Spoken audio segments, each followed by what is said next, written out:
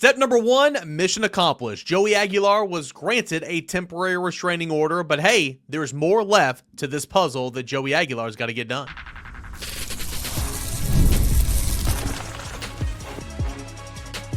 You are Locked On Vols, your daily podcast on the Tennessee Volunteers. Part of the Locked On Podcast Network, your team every day.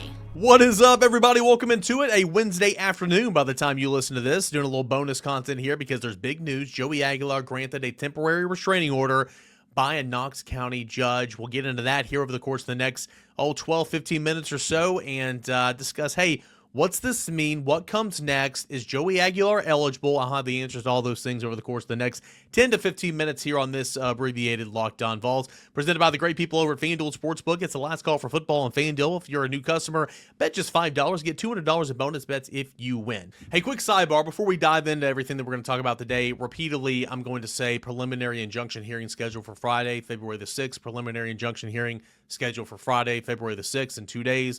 I recorded this.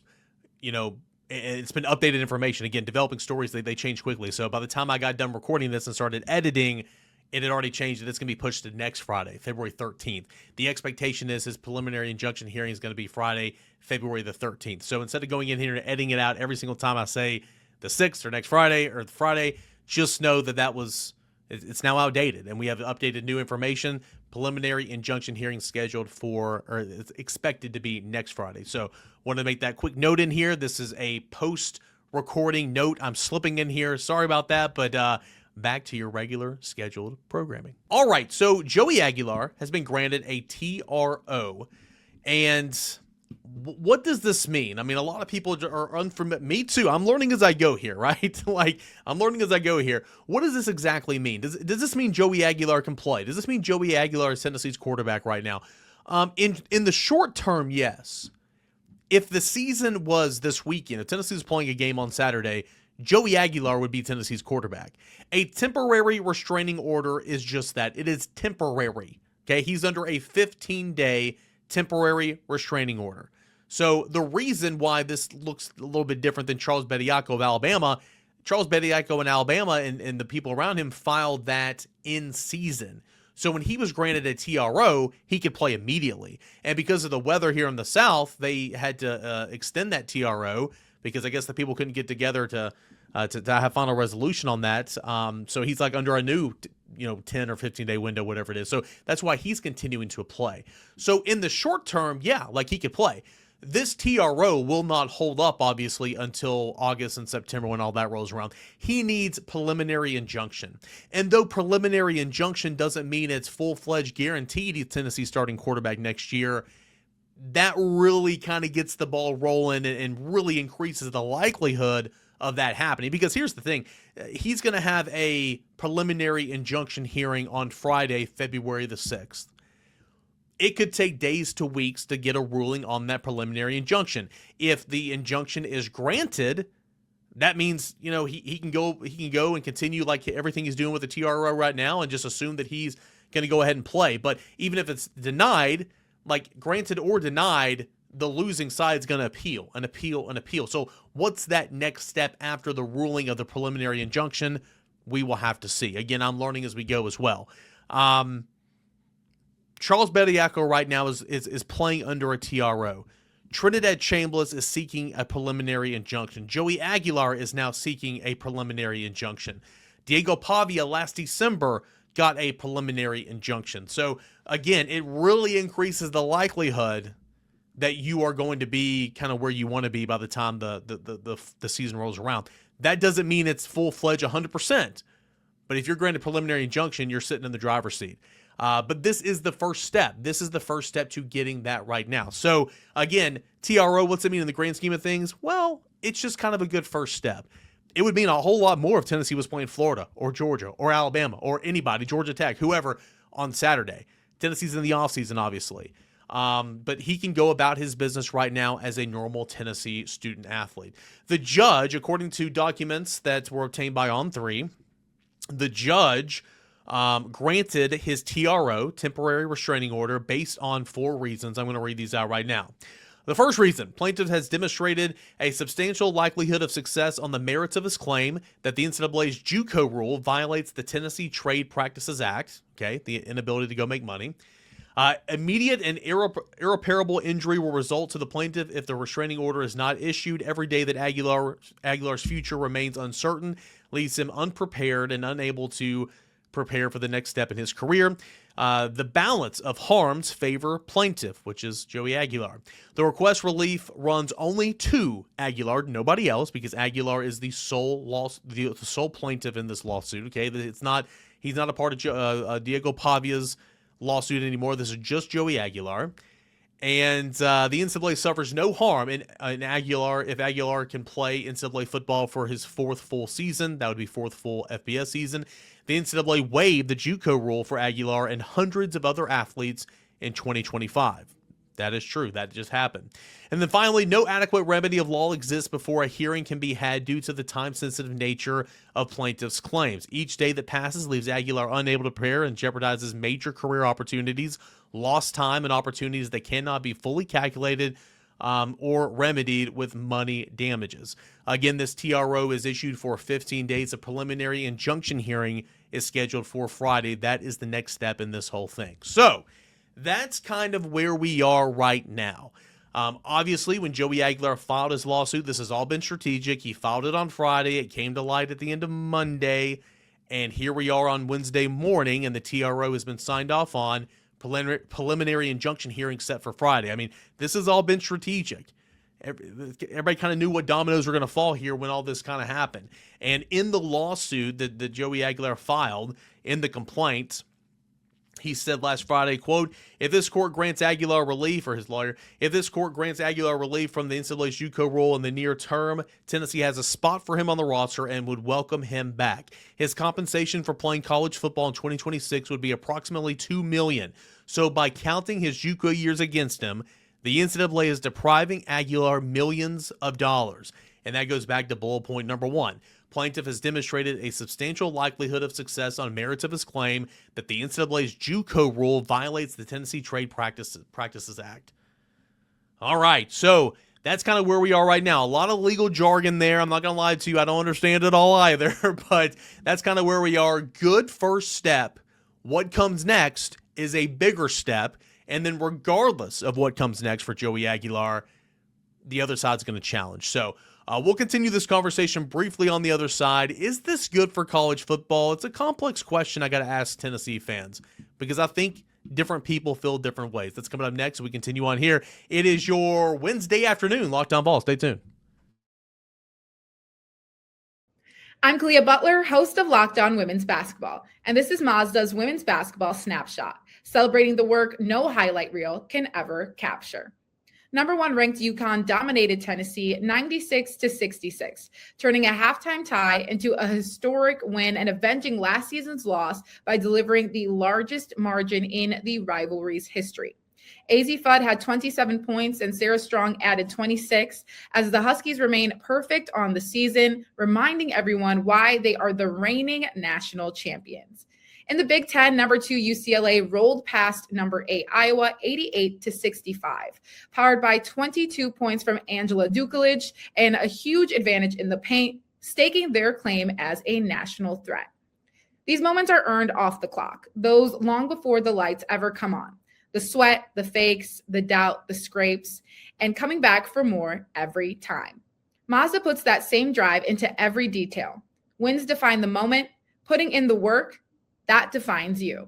There's more to a Mazda because there's more to you. All right, I do want to give a shout out to our friends over at TurboTax as well. Tax season doesn't have to be doesn't have to take over your life this year like it has in many other years, making it easier than ever just to hand things off and move on with your day. With TurboTax full service, you can have your taxes done for you by a trusted local expert, start to finish, without the stress or the guesswork. Instead of spending hours trying to figure out forms, you can meet with a local TurboTax expert in person or connect online. They handle everything from W-2s to self-employed forms and work to get you every deduction possible. You can upload your documents, go about your day, and get the updates right in the TurboTax app. It's a huge time saver and gives real peace of mind knowing that an expert is handling your business. For a limited time, you can have your taxes done by a local TurboTax expert for just $150 all in.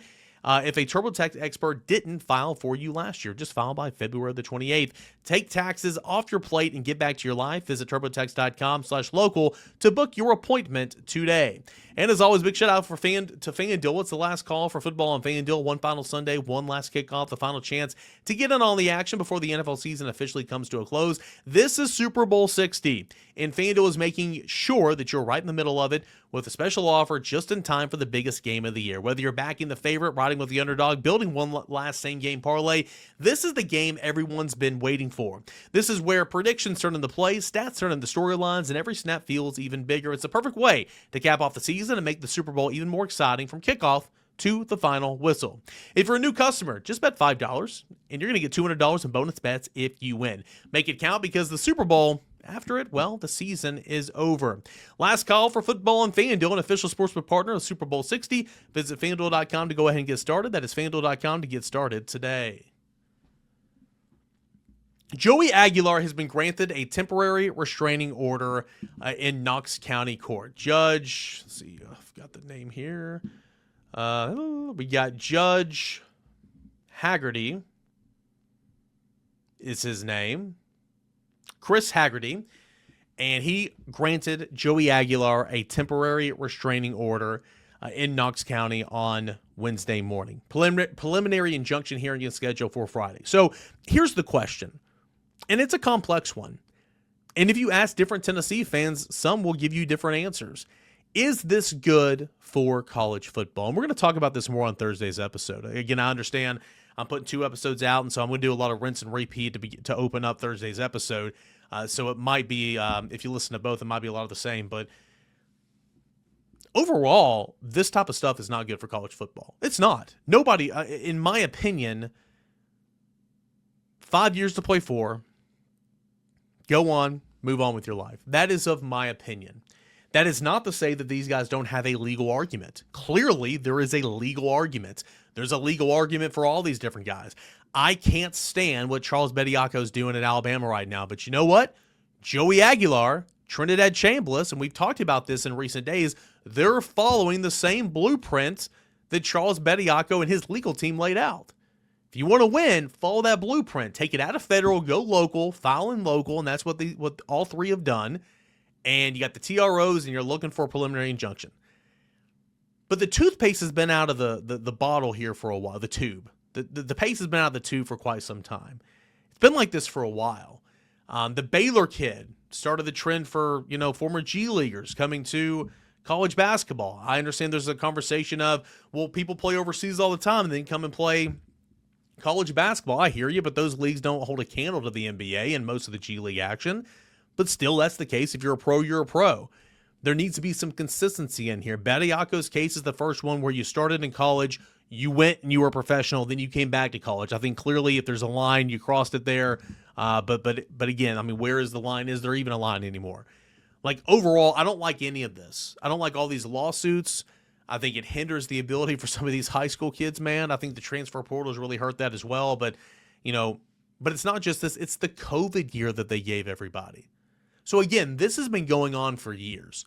Having said that, I believe anybody, if you're a Tennessee fan, an Alabama fan, a Florida fan, a UConn fan, whoever, like, I think we can all agree, though, you don't have to like it. But if it's happening around you and you're seeing rivals benefiting from this, why not go and shoot your shot? And that's what Tennessee's doing. That's what Joey Aguilar is doing. He is shooting his shot. And again, I don't blame the guys, these players, for trying to maximize on the money they can make in college right now, because they likely do not have a long sustaining career in the NBA for Charles Bediako. In the NFL, if you're Diego Pavia, we'll see about him. Joey Aguilar, Trinidad Chambliss. Chambliss a little bit different, but still, like, I don't, for most of the cases, you're not going to have a long-sustaining professional career where, at least if you do, you're not going to have all this money that you're making, your last year in school. That's why Zakiya Ziegler tried to put on the lawsuit last summer and tried to go about his business that way. So I don't blame anybody for doing it. Number one, you get to stay in school. Number two, you get to play the sport you love. Number three, you get to make a whole lot of money that you might never make ever again in your life. So I don't blame any of these people for doing it. And I don't blame for them trying to take advantage of cases that have preceded them, cases that they can use to their benefit. So, in my opinion, and this is just my opinion, nobody else's, we don't have to like what's going on, but if it benefits your team, go shoot your shot and see what happens. That's kind of where I'm at on all this. They are, and I mean, there's different layers to all this, right? I mean, Joey is fighting, Diego Pavia, Joey, you're fighting the JUCO rules don't count against you.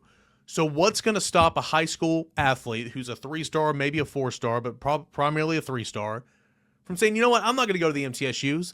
I'm not going to go to the ETSUs. I'm not going to go to the UTCs. I'm not going to go to the Georgia Southerns anymore. That's a little bit different, but still, it's in the same ballpark. I'm going to go to JUCO. I'm going to play 2 years. I'm going to develop. I won't make any money, but I'll develop, and maybe I'll have 4 more years to make a whole lot more money at the college level. Now, if you have true and serious aspirations of getting to the National Football League, and there's 3 stars every year in the National Football League and the Super Bowl, they'll do it again.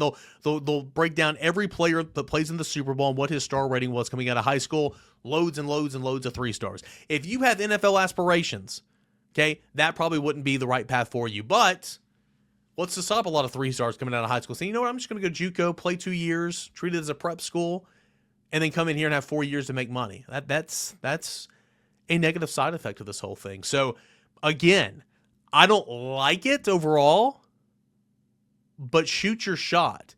Take advantage of what's being placed in front of you. And if you're Tennessee, if you're Joey Aguilar, that makes all the sense in the world to me. Joey Aguilar has been granted a temporary restraining order in Knox County Court. Preliminary injunction hearing set for Friday. We will continue covering this story every single step of the way. We'll talk about it on Thursday's Locked On Vols, all that and more. Appreciate you guys as always. Have a great rest of your Wednesday, everybody.